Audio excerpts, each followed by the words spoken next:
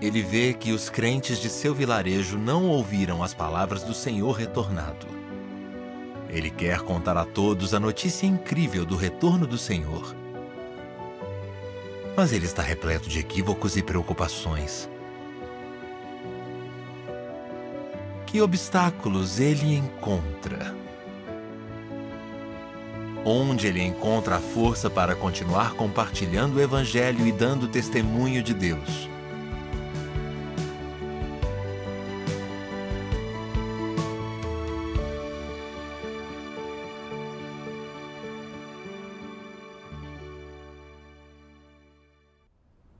Eu vivia num vilarejo no Peru. Toda a minha família era católica, como a maioria dos habitantes dali. Mas a igreja do vilarejo não tinha um padre próprio. E por muito tempo ninguém ia à igreja estudar a Bíblia. Então, em 22 de maio de 2020, li as palavras de Deus Todo-Poderoso online. Tive certeza de que o Senhor Jesus retornou, que Ele é Cristo dos últimos dias. E aceitei a obra de Deus Todo-Poderoso. Graças a Deus. Li nas palavras de Deus Todo-Poderoso: se o homem crê em Deus, deve seguir as pegadas dele. Deve seguir o Cordeiro aonde quer que ele vá. Só esses buscam o caminho verdadeiro e conhecem a obra do Espírito Santo. Amém.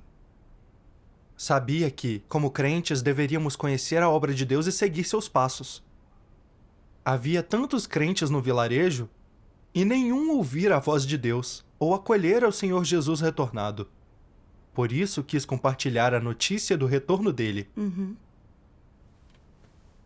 Mas tive um pouco de medo.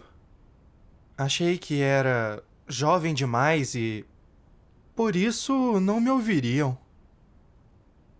Tive medo que me dissessem: você é tão jovem, por que pregar em vez de ir à escola ou arrumar um emprego? Além disso, eles tinham sido crentes por anos. Por que ouviriam meu testemunho do retorno do Senhor Jesus? Como me tratariam? Como eu poderia comungar para resolver as noções deles? E se eles se opusessem à minha fé em Deus Todo-Poderoso? Todos nós ficamos preocupados quando enfrentamos desconhecidos. Sim, Verdade. refleti muito. Mas sabia que era a vontade de Deus. Eu devia pregar e testificar de Deus. Orei e fortaleci minha confiança lendo as palavras de Deus Todo-Poderoso. Li isto nas suas palavras. Está ciente do seu fardo, da sua comissão e da sua responsabilidade? Onde está seu senso de missão histórica? Como você servirá como mestre na próxima era? Você tem um forte senso do papel de mestre? Como explicaria o mestre de todas as coisas? Ele é mesmo mestre de todas as criaturas? De todas as coisas no mundo? Quais são os seus planos para a fase seguinte da obra? Quantas pessoas estão à sua espera para que você seja seu pastor? A sua tarefa é pesada? Elas são pobres, lastimáveis, cegas e perdidas, lamentando na escuridão. Onde está o caminho? Como elas anseiam para que a luz desça e disperse as forças sombrias que oprimem o homem há anos. Quem sabe o quanto anseiam dia e noite por isso? Mesmo após um forte clarão, essas pessoas sofridas permanecem presas num calabouço escuro, sem esperança de libertação. Quando deixarão de chorar? Terrível é o infortúnio desses espíritos frágeis, que nunca conheceram descanso, e que há tempos têm sido presos por laços impiedosos e história congelada. Quem ouviu seus lamentos? Quem testemunhou sua miséria? Já pensou no quão triste e ansioso o coração de Deus está? Como ele suporta ver o homem inocente, criado com suas próprias mãos, sofrer tanto? Afinal, os seres humanos são as vítimas. embora tenham sobrevivido, quem é que sabe que eles foram há muito tempo envenenados pelo maligno? Você se esqueceu de que é uma das vítimas? Em nome do seu amor a Deus, você não está disposto a se esforçar para salvar esses sobreviventes? Você não está disposto a dedicar toda a sua energia para retribuir ao Deus que ama a humanidade como sua própria carne e sangue? Como você interpretaria ser usado por Deus para viver sua vida extraordinária? Você tem a determinação e a confiança para viver a vida significativa de uma pessoa piedosa que serve a Deus? Amém. Amém. Aprendi que evangelizar é nosso dever. Muitos ainda não ouviram a voz de Deus e não sabem que o Senhor retornou e está fazendo a obra de julgamento. Verdade. Ainda vivem na desgraça da corrupção de Satanás. Deus espera que consideremos sua vontade e cooperemos com Ele. Apesar dos problemas, devemos orar e confiar mais em Deus. E fazer de tudo para espalhar o evangelho do reino. Sim. Mas eu achava que, por ser tão jovem, não podia evangelizar. Temia não ser ouvido e ser menosprezado. Por isso fiquei preso sob o peso da preocupação. Não considerei a vontade de Deus. E não pensei em orar e confiar em Deus, em meu dever e responsabilidade. Quando pensei em quantos ansiavam pelo retorno do Senhor, senti um senso de urgência. Resolvi fazer de tudo para espalhar o Evangelho de Deus dos últimos dias. Investir todo o meu tempo e energia no trabalho do Evangelho. Graças a Deus. As palavras de Deus nos dão fé e força. Dão mesmo. Sim. Comecei a fazer planos para compartilhar o Evangelho. Fui a uma loja imprimir alguns convites para 10 famílias ouvirem um sermão na minha casa. Todos ficaram surpresos e me elogiaram. Graças a Deus. Graças a Deus. Fiquei tão feliz. Depois pensei, se muitas pessoas viessem, meu pequeno celular não permitiria que todos lessem as palavras de Deus. Então, pedi a um amigo seu laptop emprestado. Naquela noite, 13 pessoas vieram. E todos gostaram de ler as palavras de Deus. Quem queria ler se voluntariava, e todos amaram. Todos estavam muito felizes. Disseram que as palavras de Deus os nutriam e que foi maravilhoso ler as palavras de Deus. Graças a Deus. Também quiseram trazer seus parentes no dia seguinte. Graças a Deus. Graças a Deus. Todos ansiavam pelas palavras de Deus e fiquei feliz. Mas não podia pedir sempre o laptop. Por isso quis comprar um. Mas todo o meu dinheiro não era o suficiente para comprar um laptop. Eu estava num dilema. Descobri que projetores são mais baratos que computadores. Então, decidi comprar um projetor para que os convidados lessem as palavras de Deus. Pedi um empréstimo e comprei um projetor. Consegui instalar tudo antes do início da reunião. Não demorou e as pessoas começaram a chegar. 19 pessoas. Lotaram a sala. Graças a Deus. Vi que Deus arranjou tudo e fiquei animado. Arrumei uma caixa de som para ouvirmos as palavras de Deus. Comunguei que as profecias do retorno do Senhor se cumpriram. Como saber que o Senhor Jesus tinha retornado e que Deus tinha vindo para expor cada pessoa. Todos ali participaram entusiasmados da leitura das palavras de Deus, até as crianças. Ao ver o anseio deles pelas palavras de Deus, vi que era obra de Deus. Após a reunião, alguns disseram que gostaram muito.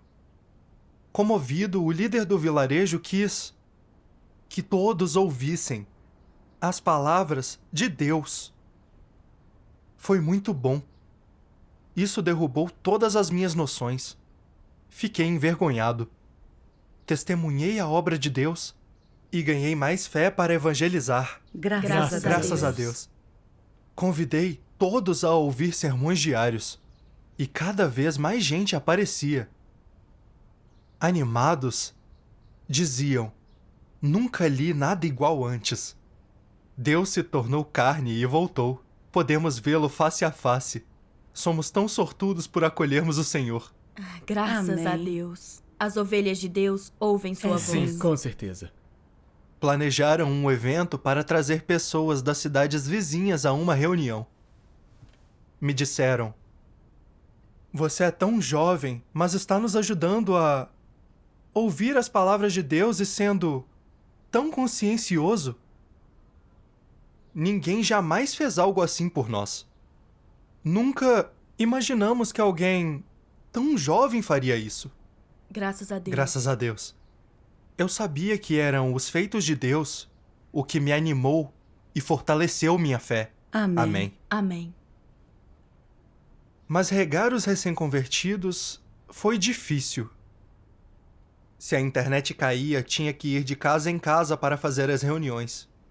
O pior era que chovia muito naquela região. E ficava difícil andar pelas estradas.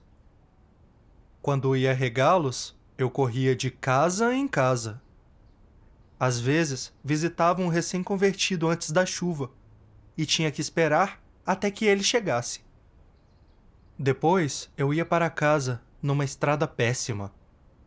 Às vezes, eu ficava negativo. Então lia as palavras de Deus. Deus Todo-Poderoso diz: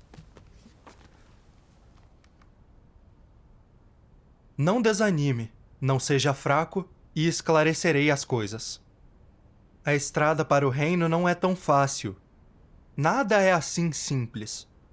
Querem que as bênçãos venham fácil, não querem? Hoje, todos enfrentarão provações amargas. Sem isso, seu amor por mim não se fortalecerá e vocês não me amarão de verdade. Mesmo que as provações sejam pequenas, todos devem passar por elas.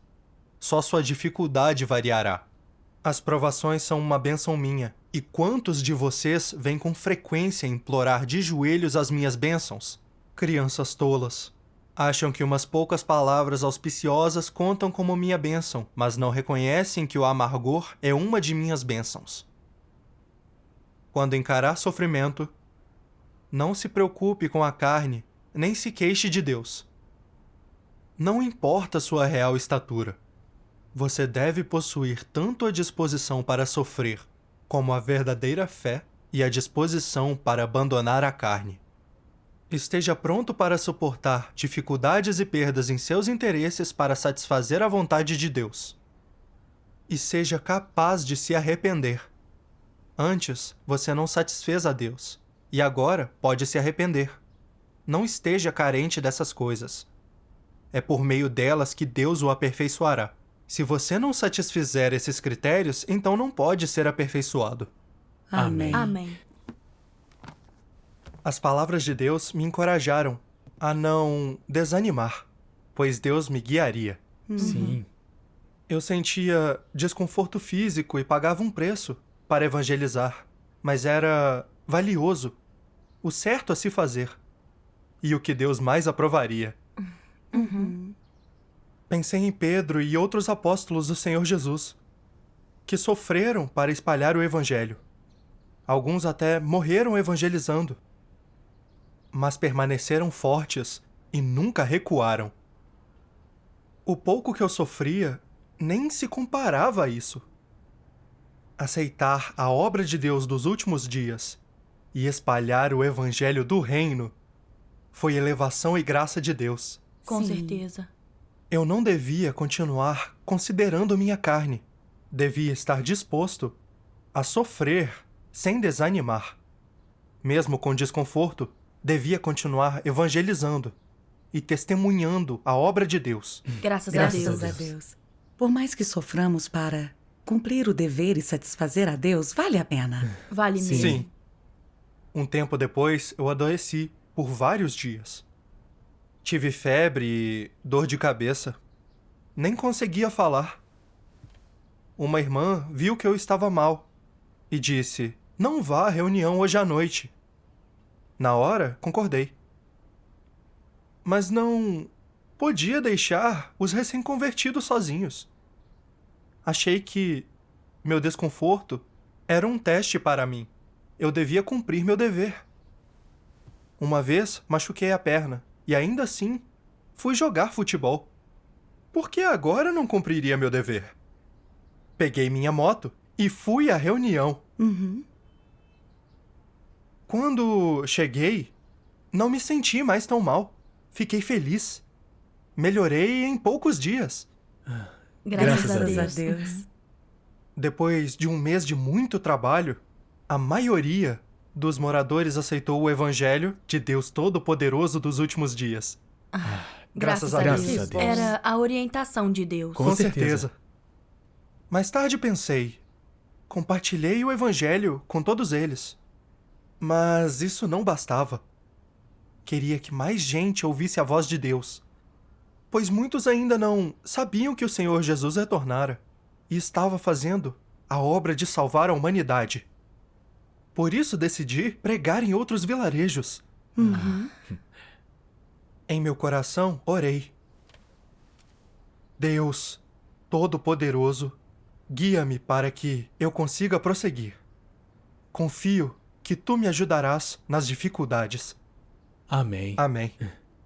Fui até um vilarejo vizinho compartilhar o Evangelho. Como foi? Desci por uma estrada lamacenta por 30 minutos. Nas primeiras casas disseram não ter tempo e me rejeitaram. Fiquei decepcionado e desanimado. Voltei muito tarde naquela noite. A irmã Anne me ligou para perguntar como tinha sido. E comungou comigo, encorajando-me. Li algo nas palavras de Deus. Deus Todo-Poderoso diz: o que eu desejo é a sua lealdade e obediência agora, o seu amor e testemunho agora.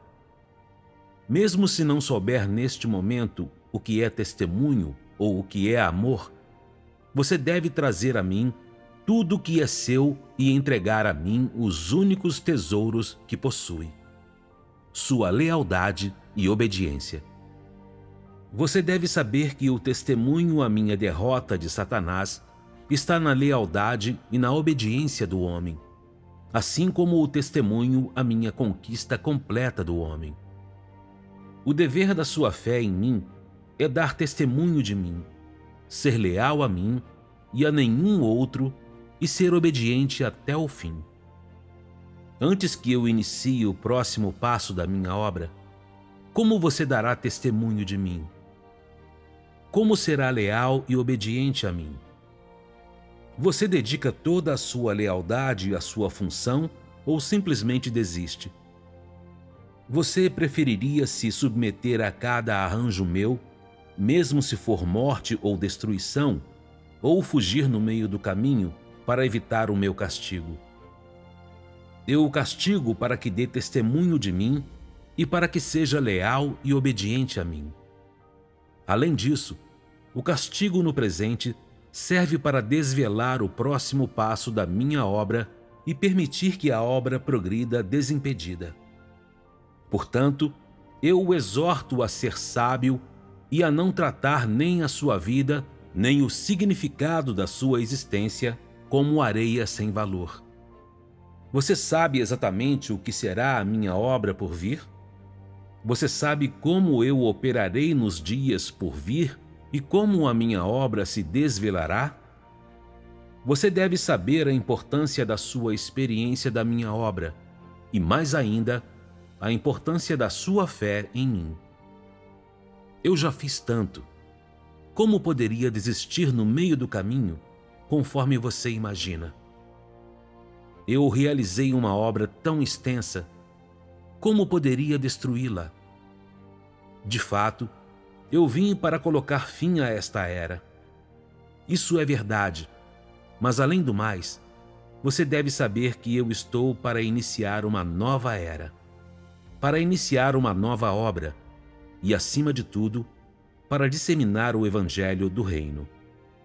Então, você deve saber que a obra presente é apenas para iniciar uma era e estabelecer o fundamento para a disseminação do Evangelho no tempo por vir e trazer a era a um fim no futuro. A minha obra não é tão simples como você pensa, nem é tão sem valor ou sem significado como talvez você acredite. Portanto, ainda preciso dizer-lhe: você deve dar a sua vida à minha obra e, mais ainda, deve se dedicar à minha glória. Há muito tenho ansiado para que você dê testemunho de mim, e mais ainda tenho ansiado para que dissemine o meu Evangelho. Você deve entender o que está no meu coração. Amém. Amém. Ler isso me deu alguma força. Deus estava me dizendo que eu devia ter fé nele e, apesar das dificuldades, não devia ser fraco nem negativo, pois Deus está nos guiando. Exatamente. Contanto que saísse para espalhar seu evangelho do reino, ele abriria uma senda para mim. Correto. As palavras de Deus me mostraram que a senda de pregar não é fácil, exige sofrimento e pagar um preço. Noé pregou o evangelho por 120 anos e foi zombado e caluniado pelas pessoas. Ele sofreu tanto. E embora não convertesse ninguém, não desistiu nem fraquejou, continuou pregando. Ele permaneceu firme em sua devoção a Deus, cumpriu seu dever como um ser criado e ganhou a aprovação e bênçãos de Deus. Sim. Quando Deus enviou o dilúvio para destruir o mundo, a família de Noé foi salva por Deus, sobreviveram. Então pensei, eu só tinha pregado a poucos e já desanimei quando não aceitaram. Eu não tinha fé verdadeira em Deus. Mas Deus permitiu que essa dificuldade me acometesse para aperfeiçoar minha fé e devoção. Assim, eles aceitando ou não, eu devia pregar o evangelho. Esse era o meu dever. Amém. Amém. Sua comunhão me inspira muito. Quando evangelizar era difícil, eu me desanimava. Eu carecia de fé em Deus. Sim. Agora eu vejo que as adversidades em nosso dever são algo bom. Confiar em Deus para superá-las fortalece nossa fé. Graças Sim. a Deus. As palavras de Deus me deram força. No outro dia, fui pregar em outro vilarejo. Orei a Deus Todo-Poderoso para que as pessoas entendessem suas palavras. Encontrei alguém que quis ouvir o Evangelho. E encontrei outros com quem compartilhar o Evangelho. E converti 6 pessoas. Graças a Deus. Fiquei surpreso porque alguns eram católicos e tinham muitas noções. Mas após comungar, eles aceitaram o Evangelho de Deus Todo-Poderoso. Graças a Deus. Depois, visitei outro lugar. E sempre que ia pregar, eu orava, pedindo que Deus me guiasse, para que eu soubesse dar testemunho das palavras de Deus. As pessoas aceitavam o Evangelho de Deus e minha fé crescia. Às vezes, quando ia pregar a estranhos, eu ficava tímido e assustado, mas a orientação de Deus me dava confiança. Sabia que era meu dever comungar com eles e que se não pregasse, não teria outras chances de praticar e não ganharia mais verdades. Verdade. Depois, com a prática, deixei de ficar tão nervoso e entendi melhor a verdade das visões. Me senti relaxado e livre. Graças a a Deus. Deus. Ganhei tanto por pregar o Evangelho. Com essa experiência entendi o governo poderoso de Deus e aprendi a importância de cumprir meu dever e buscar a Deus nas dificuldades. Graças a Deus. Sua experiência é tão boa.